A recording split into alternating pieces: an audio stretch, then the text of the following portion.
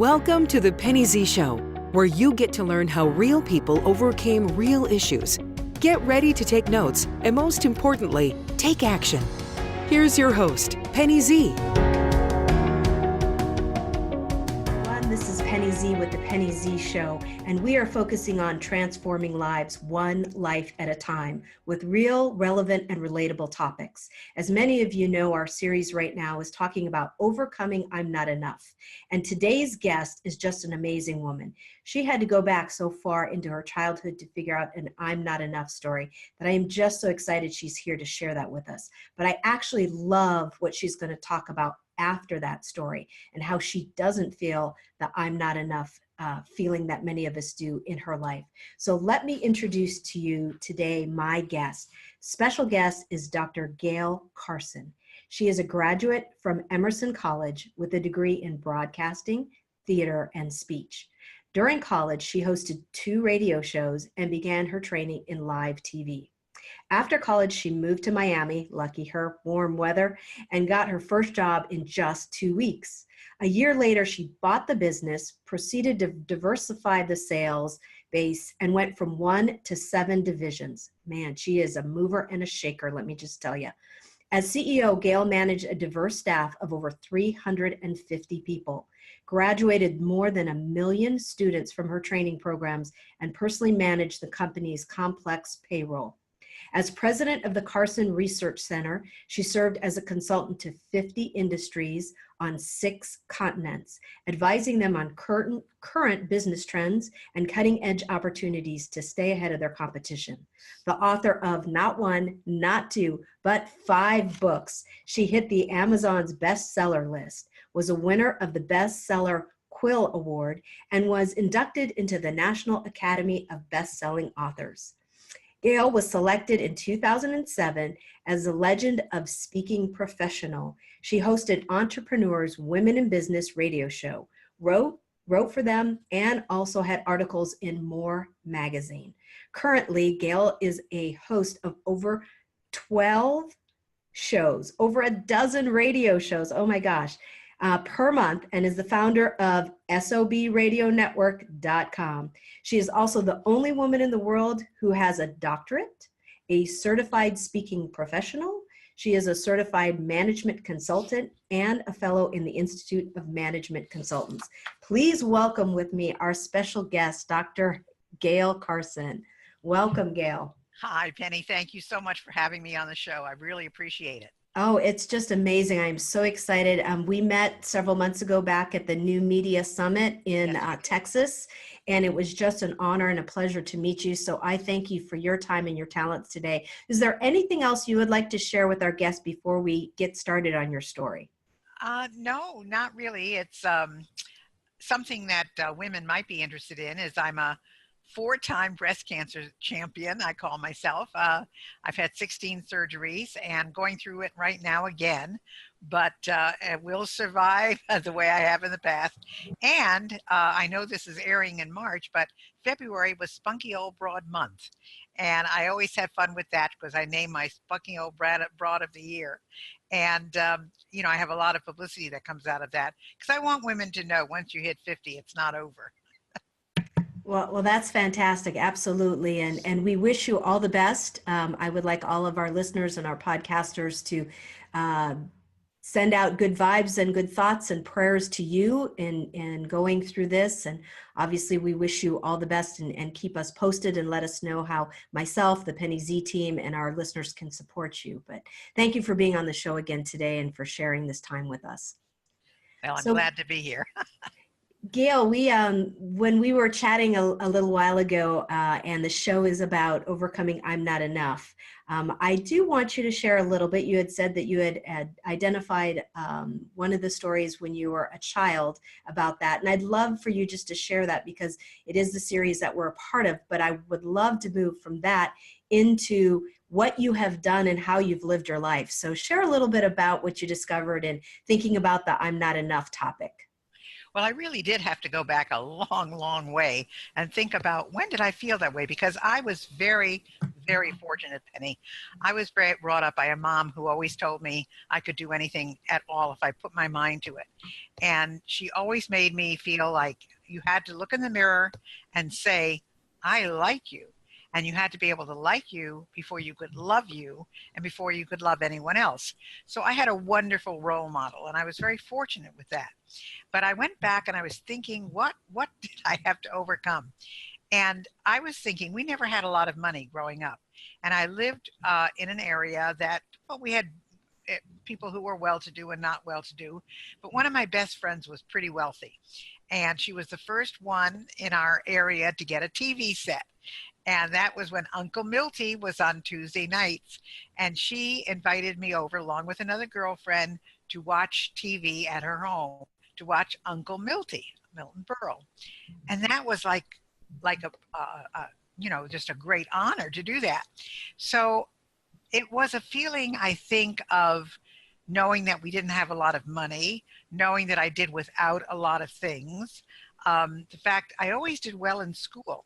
In fact, people always thought that another person would end up being top of the class in tests and I would end up on top. But still, I felt there was something missing because I just didn't have all the beautiful surroundings that my friend had. So I really had to think about that. And actually, how I got through it was my mom, who would always say to me, Gayle, look in the mirror and say, I like you, and then say, I love you. And that's really what got me through it. Wow, that's amazing, because that's something actually just recently, I will be honest, it's taken me 44 years of my life to kind of identify that. And one of the tools and techniques that I've used in overcoming my I'm not enough story was gratitudes, journaling, affirmations, and really learning to like myself, love myself, and forgive myself. So I'm excited that you learned that so early on, and hopefully other people who are listening today, parents, women, the young people at heart and age will also interpret that as well and incorporate that into their life. Well, there was one other incident when I was in college, and a guy I was dating really broke up with me because another girl that he had met, I guess I can say this on air, said if he broke up with me, that she would keep him. She would pay for all of his expenses. And so he did. He broke up with me, and we were really serious. And I was devastated. Then I said to myself, who's going to be more successful? Is he going to be more successful, or are you going to be more successful? And I said, I'm going to be more successful. And I said, it's his loss. It's my loss too, but it's his loss. And then I went on to graduate early, moved to Miami, and 8 months after being in Miami, own a business. That's amazing. So that kind of helped stair step you obviously into your success, along with your childhood and your support from your mom. So the first version of the female sugar daddy, maybe? I think so. I mean, I was so surprised and shocked. I couldn't believe it. And I really had to process that in my mind as well. But yeah. Mm-hmm. So tell me from your upbringing, and obviously the support of your mom, because I think I just want to kind of share a little bit more with our listeners on that, because I think from my perspective and my experience, Gayle, was that I grew up with a loving mother and father. I knew they did the best that they could, but I didn't have that kind of support. I didn't have the mentoring and the coaching I think that you had and that other people have. What can you share with somebody who might be struggling with that? Because I know it took me a long time to identify that I didn't have that type of upbringing. I had a good upbringing, don't get me wrong. We were probably middle class, and my mom and dad, worked and took care of us, but I didn't have that emotional and mental support and toughness that you had. Could you share a little bit more about that, or help our listeners with that? Well, I think if you don't have it in your personal life, that you have to go out and find it. In other words, maybe it's a teacher, maybe it's someone that you work with, maybe it's someone who you've met, or there's someone you admire that you've met through books or lectures that you've attended. But you need to find someone that you can talk to or emulate, or if they have great writings, read what they've written and pull that into your soul and let that person be your mentor or guide. My mom was very unusual. She did not graduate high school. She was probably the smartest woman I ever met. And yet she just instinctively knew what to do with her children. My sister is very successful, and it was a guidance that we had. But if you don't have it, you need to go out and find it. I love that guidance. I love that word guidance. I haven't heard that before. So I'm going to write that down and make a mental note. You're right, because one of the things that I'm learning in being vulnerable and overcoming my past and my stories, and I'm not good enough, I'm not pretty enough, I'm not smart enough, I'm not athletic enough, you name it, I had it in my life, is I'm looking for people now, because I've identified that is so important, to have mentors and to have coaches and have examples, positive role models in your life, guidance, as you call it. And so I look for that now. I look for people who are down the pathway that I want to go to. And I can watch them from afar. I can listen to their radio shows, like your radio shows. I can watch them on TV. I can read a book, or I can even have a conversation with them.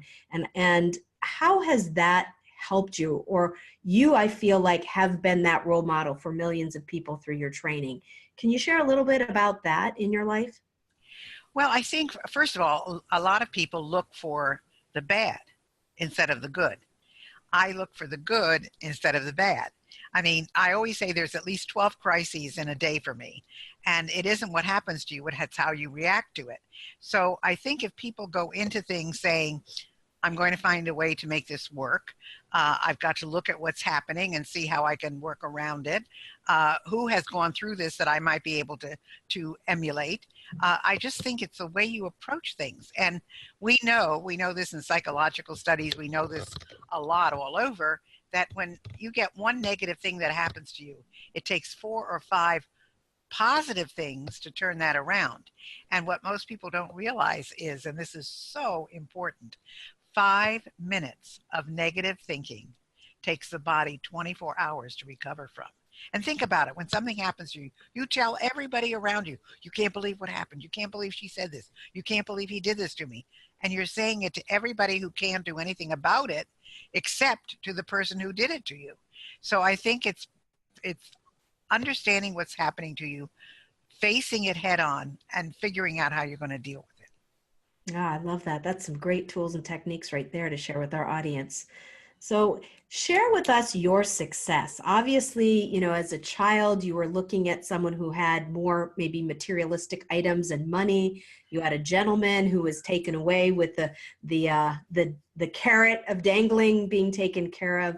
And then you said that motivated you. Talk to us about your career and your years being motivated and as business owner, and how it got you to where you're at today. I'm just fascinated. Well, I graduated early from college, so I was going to either live in Miami or LA. Those are the only 2 warm places I knew back then. And so 5 days after I graduated college, I was in Miami. I gave myself 2 weeks to make it. If I didn't make it in 2 weeks, I was moving to LA. On the 14th day, I got the job I wanted, making $35. No, I was making $13 a week. And then she raised it up to 35. And I was trying to figure out, how am I going to live on this? Within 1 month, I figured out how to make $100 a week. And 8 months later, I owned the company and I was 21 years old. So it's just, when I see something that I really want, I go after it and I figure out how am I going to get it. And a lot of things have happened because of that. So that multiplied into other areas. I booked a lot of speakers because I had a talent agency, a SAG-AFTRA talent agency, along with my career schools. And I also had a convention service company, and I booked a lot of speakers. And some of them said to me, you're a better speaker than I am. And they wanted me to come to the National Speakers Convention. And I said, well, I don't have time for that. And finally, they convinced me to go. I went, figured out I could make a living at it. This was after 21 years in business. And that was it. I went home and I told my husband I was going to become a speaker. I was going to sell the business. And he said to me, what does that mean? I said, well, that's when you get up in front of a group of people and talk. He says, I hear you talk all the time. Who on earth would pay you to do that? And within 9 months, I was working, I did 135 programs a year for 20 years. I worked in 50 countries, 49 states, 1,000 clients in 50 industries. And I did that for 21 years. Wow. Yeah, So share with me, if you wouldn't mind, kind of your mindset on how you accomplish that. What are you thinking and what do you do in order to be that rock star, let nothing hold you back kind of mentality? well, I mean, it's a lot of work. What I did was I got on the phone. I called 100 meeting planners a day. You can't do this today, but back then you could. I called 500 people a week. I Wow. didn't care who said no. I just cared who said yes. Hmm. And within 9 months, I was doing all those programs. But it took, getting on that phone 100 times a day. Yeah. That and consistency and follow through is very, very important. And that's Um, really what I did with my schools too. I mhm. consistently called people who said they were interested, and I never took anybody off my list until they said, take me off your list. And that's how I built my schools. And what were the schools? What did the schools teach and train? Well, we did modeling and personal development, real estate, court reporting, legal and medical uh, transcription, court reporting, and fashion merchandising. Oh my gosh. Yeah. You really did diversify, didn't you? Yeah.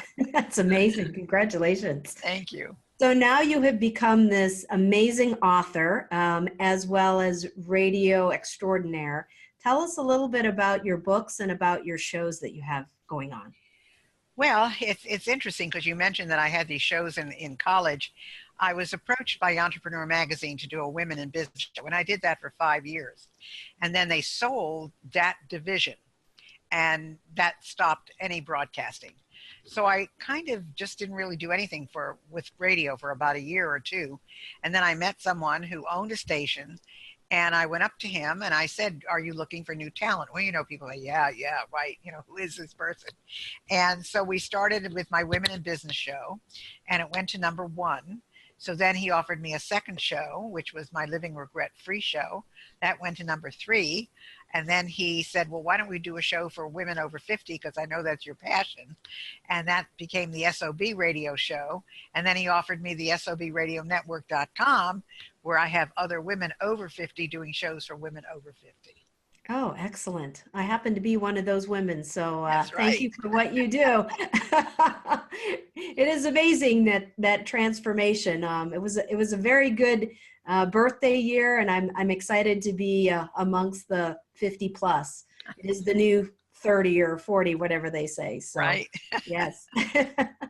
So, kind of in wrapping up and closing, a couple things. Do you have any tools or techniques for our listeners, our women listeners that are working on themselves, empowering themselves, making a better life, being a better person? Any final kind of words of wisdom or tools or techniques that you recommend for our listeners? Well, I have a program for women called Mindset Matters, because mindset does matter. It makes everything you do what you do. So I have that program, Mindset Matters. I have a program for them on living with gusto, no matter what your age. So I have a few tools like that. My books are geared to them as well. I have a book on how to be an SOB, a spunky old broad who kicks butt. And so I have tools and books that they could use. As far as I'm concerned, I think a woman needs to look deep into her soul and her heart and say, what really makes me happy? Not what makes everybody else happy, not what everybody else is telling me to do. What makes me happy? And then go from there. Yeah, that's so true. I started learning that about 3 years ago when I started doing vision boards and visioning of my life.